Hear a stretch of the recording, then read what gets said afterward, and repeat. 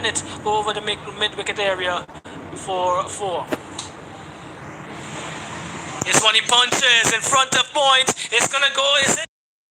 They're looking for a second. They're gonna complete it. And Atticus Brown is looking the part this morning. Commentators, as we see, they're trying to get the measure of Hooper, and not obviously a pace bowler. Much more comfortable for them to negotiate.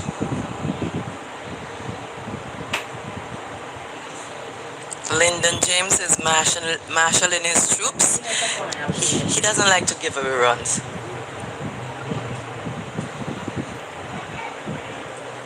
Excellent feeling there by Young Williams, as he prevents that one for beating him, and we know that the outfield is pretty quick, so that might have sped away to the boundary for 4. So he may have saved 3 on that occasion.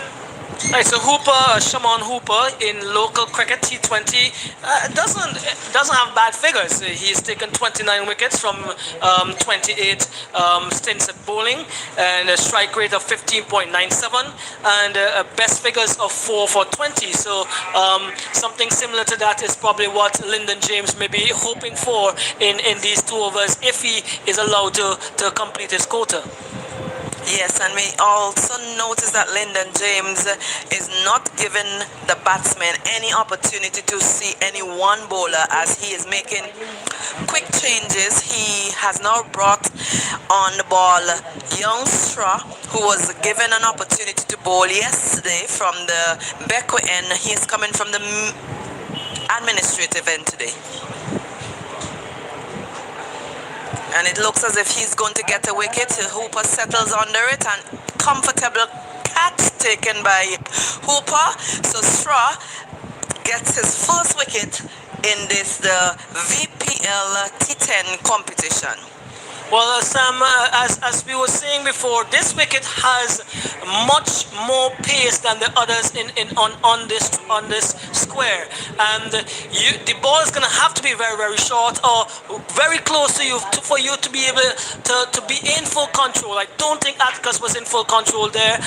It rushed onto him a little quicker than he expected, and it obviously eventually ended in his downfall. Straw hitting a pretty good line and length with his very first delivery, and the Botanical Gardens have lost their first wicket. That view starting to make inroads. Romel Currency comes to the crease, an experienced campaigner. He is partnering with Shallow, who we know can dispatch the ball at any part of this boundary. He has an array of shots. You would look and see. Well, Currency, in our interview, or prior to our interview this morning, he was like, "Manager, I don't know what's going on, and I don't know where the head is going, because I'm actually playing cricket that is not my type of cricket." And so we hopefully would see today a little bit more steady,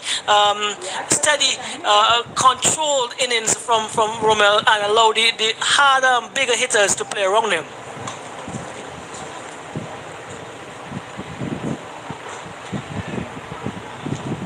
Again, we see a batsman rushed a little bit there by that delivery. As we mentioned earlier, this wicket has a bit more pace than the wicket that was used on the previous 2 days. And we can see that one coming on pretty quickly onto Shallow, and he was only successful in just lobbing it to mid-wicket. Strong confidence would have been boosted by that first wicket.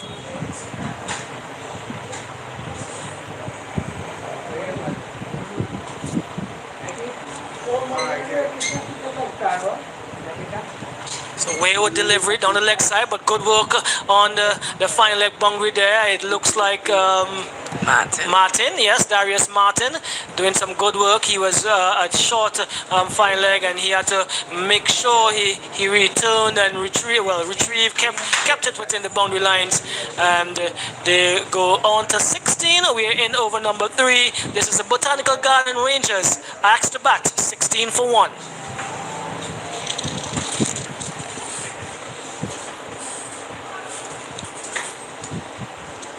And then joining, we want to welcome to our microphones here this morning our first Vice President of the St. Vincent Grenadines Cricket Association, Inc., Mr. Miles Bascom, also the manager of the National Sports Council, and a selector for Or West Indies.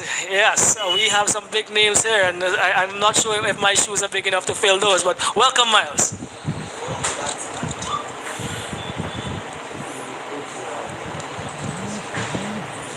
Another single to Shallow as we invite Miles to assist us. Before we say that, remember Miles was a very accomplished batsman as well. Hard hitting in some cases. That is what I was waiting for you to open with. Good morning, good morning, good morning all. Yes, and he actually represented the West Indies in the T20 format. Well, there's so many caps now that you have to start at the top and go on. Beautifully driven. That's a good shot by Currency. Uppish though, but through the covers, and he is, as we said, if it's pitched up on this surface, you are gonna get a value for your shots. He did that, or as I said, uppishly, but there was just no one.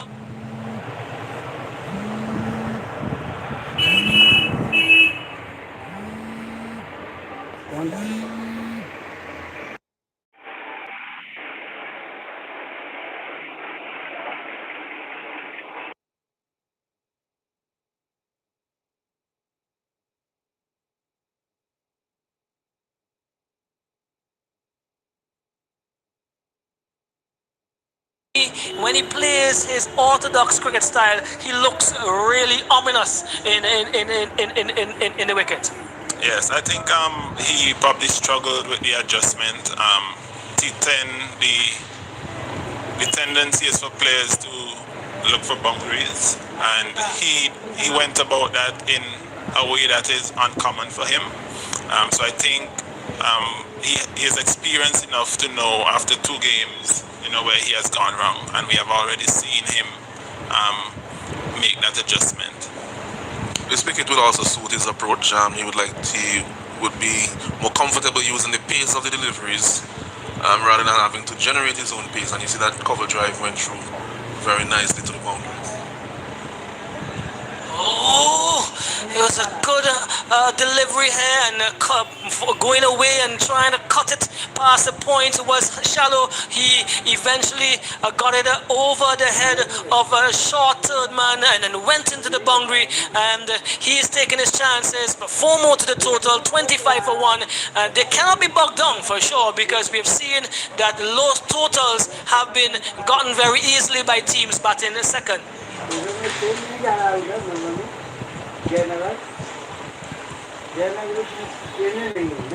This one he drives to a wideish mid-off position through the legs of the fielder there. Looks like a straw, subject to correction, and he didn't do service to his bowler, and another 4 for Shallow, Miles. I think the bowler overcompensated there. He bowled that first delivery right into Shallow's strong area.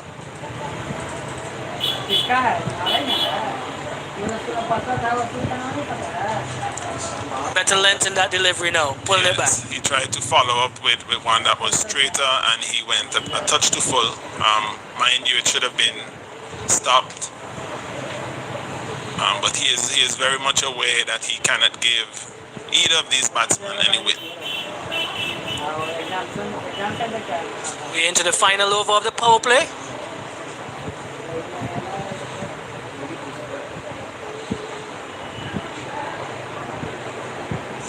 Not a bad delivery at all, trying to turn that into the onside Shallow. It came off of the leading edge, and Currency that is, leading edge, and went into the covers area. 1 more. And there we go, Shallow. This one's pitched up, overcompensating a little bit more, and we have our first Sunset Smasher. Welcome to the Sunset Smashers here, Miles. I know you like hitting those in your day. Yes, this is the difficulty in bowling to quality batsmen like Shallow. While he is strong through the point area, if you go into his half, he will definitely capitalize as well. Goes again this time.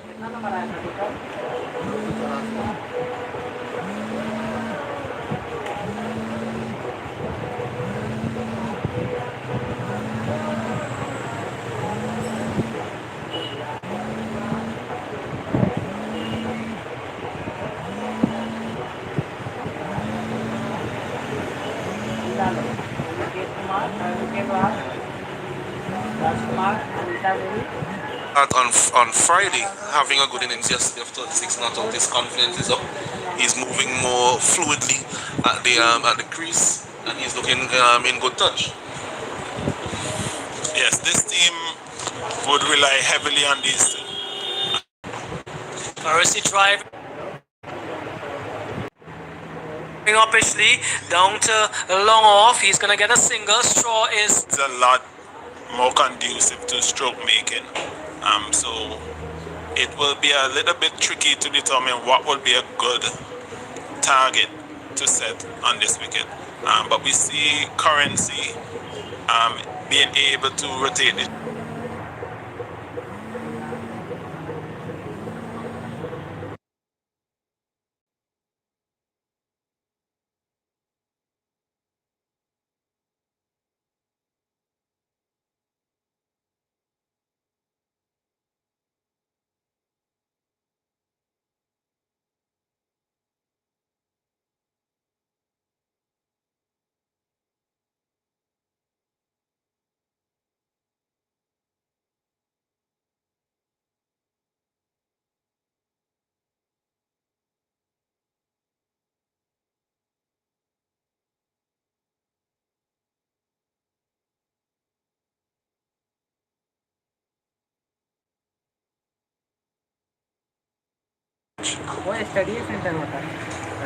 Shallow given some width with a well pitched up delivery and goes hard down to a wideish long off, gets a single. Their total moves to 45 for 1, and it really seems like business early this morning on our sumptuous Sunday morning special here Alanson. We look as if we're gonna have 3 really good cricket games, because all 3 games have some semblance of importance to the players.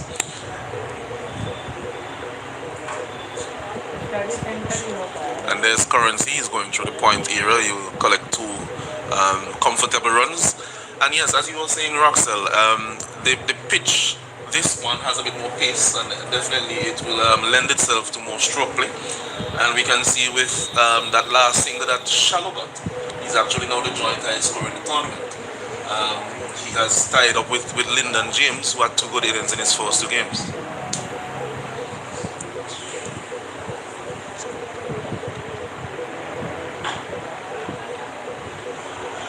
Bad miss there by the person, the Williams there in extra cover position. Currency getting into his stride, stroking. You can see his legs are moving, and it looks as if this is going to be ominous. If these 2 batsmen stay there for another 2-3 overs, we could be looking at a really decent total for the Botanical Garden Rangers, Miles. Yes, and if the feeling of the Dark View Explorers continues in this vein, then they are likely to get quite a few more than 104. As I mentioned, these 2 batsmen are very experienced, and once they settle, once they get in, they will not be giving their wickets away.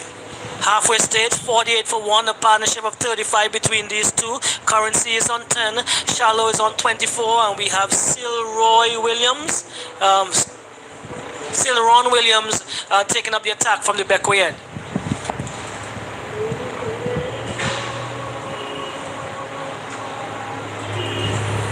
Miles, we didn't have T10 cricket in your time. You might have relished this format. Definitely would have. I'm still looking forward to getting a touch. I see you let the cat out of the bag there, playing for the President's 11 on finals day. Hopefully, once I am fit and ready. Another run, another single there. To Currency's tally, 2 that is. It was Shallow, okay? So 2 more to the total, 51 for 1. Williams is coming again.